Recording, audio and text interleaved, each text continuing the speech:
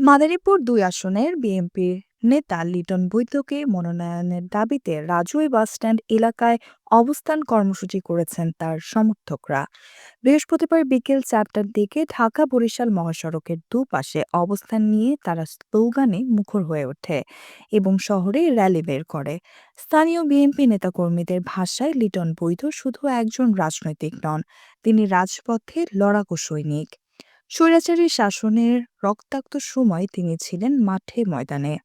হিন্দু, মুসলিম, বৌদ্ধ, খ্রিস্টান সব সম্প্রদায়ের মানুষকে সঙ্গে নিয়ে একতার রাজনীতি গড়েছেন তিনি। সমর্থকদের দাবি, দলের চরম দুঃসময়েও দুবার নির্বাচনে অংশ নেয়া এবং রাজপথে নেতৃত্বদানকারী সাহসী এই নেতাকে মনোনয়ন দিলে মাদারীপুর-২ আসনের বিএনপি আরও শক্তভাবে ফিরে আসবে।